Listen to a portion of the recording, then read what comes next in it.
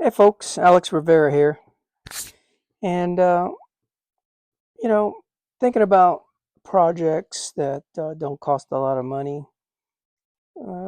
especially today when everything's so expensive. And I have a heart for uh, people that want to get into music but can't afford, the big dollar stuff, right? Not everybody can start out with a Marshall amplifier, 100-watt head cabinet. But yet they still like to get that rock metal sound. Well, I've recently stumbled upon something that I've had in my basement for a few years now, and it was an amplifier that my father-in-law used when he was trying to learn a slide guitar, and it's the Fender Frontman 25R. Now, hear me out on this. This amp is not known by any means as a rock or metal amp. It's really known as a beginner amp, although it is slightly bigger than the ones that come with the combo kits when at Christmas time, when you go to Guitar Center and they have those little guitar packs for young people. But it's still not a tube amp. It's a solid state amp, and what you're going to hear is what I think is some amazing sounds out of this little amp that maybe sparks your interest in it, if you have it lying around, or maybe something similar. Maybe it's just a small, you know, I want to say like a Gorilla amp or a cheap little Black Star or Fender amp that maybe you haven't explored it fully to get some sounds out of it. Now, it's not going to sound like a Marshall JCM 800, okay? But I think I've, like I said, got some tones out of it that are kind of usable. And what I'm going to do here is I'm going to play two riffs, not riffs, but two sections of music. The first one is going to be with the amplifier totally clean, like you know a Fender to be, with a little reverb. I'm going to have the EQ pretty much at noon, and the volume at about 8 or 9 o'clock, because just like most Fender amps, these things are loud at low volume levels, or at the low settings. And then I'm gonna change a few buttons. I'm gonna put it on the distortion channel, and you tell me if you think this thing is worthy of playing metal or hard rock. It reminds me of like some 80s rock. What comes to mind is bands like Dokken and, uh, Scorpions, that sort of thing. But you can pick these up on Facebook Marketplace for like $100, $125. You can probably find them in pawn shops cheaper than that, but maybe not so much these days. Pawn shops are getting kind of expensive. But don't pass these up when you see them. Another amp that you might look into is a PV. I know they're gaining in popularity now. The teal stripes, and the other vertical silver barred ones. They're getting popular, and they sound good too. You just have to be able to draw the sound out of it, and that's what I tell when I have a student that I'm teaching, when they're first learning guitar. I tell them, the instrument doesn't play itself. You have to draw the sound out of the instrument. And that's why they say the sound and the tone is in the fingers, and truly it is. You could, give Eddie Van Halen a cheap Sigma acoustic and he would make it sound like Eddie Van Halen to a certain extent, right? But yeah, an instrument, you have to draw the sound out of it. And that's the same with an amplifier. You have to find where that amplifier plays best. and then use it in that respect.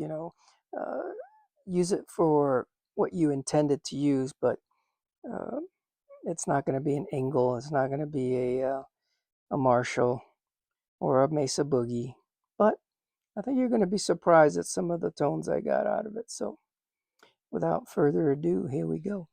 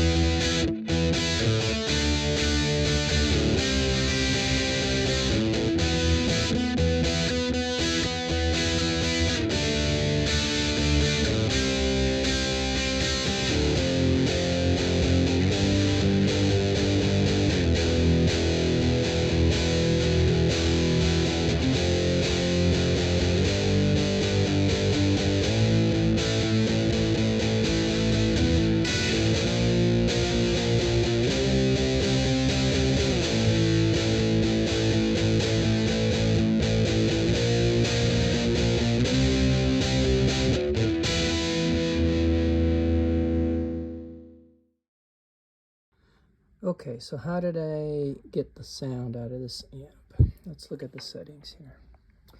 I left the volume where it's at. As I said before, very loud, even at low volume levels or settings. And then the gain is a little past noon. You can go more, but then it just gets even fizzier.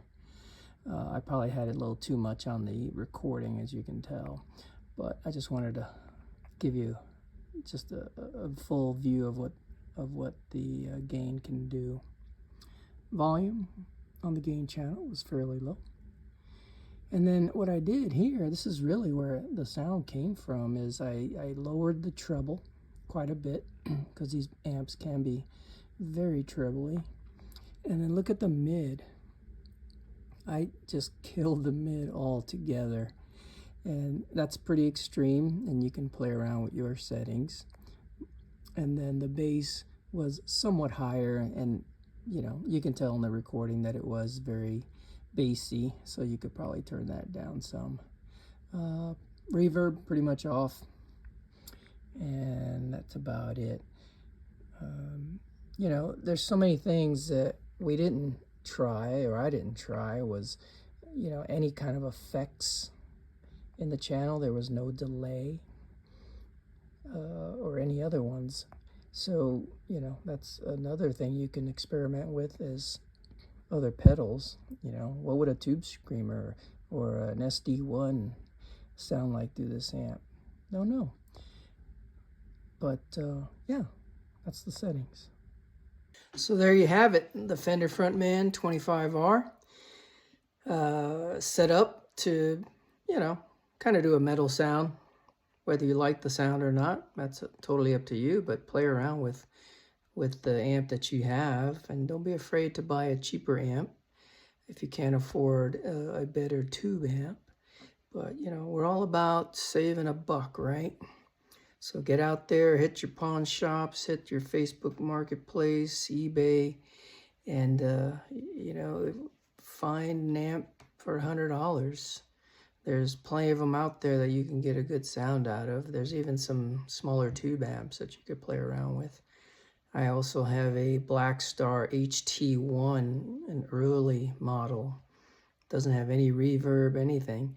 And I'm working on that to get a good sound out of, because as it comes from the factory, it really is not a great sound. But I had a friend who borrowed it one time while he was on tour for a Christian band, and sounded phenomenal. I don't know how he did it, but I'm going to give it a shot. So I'll have another video later on that one. So until then, go find those bargains. Bye.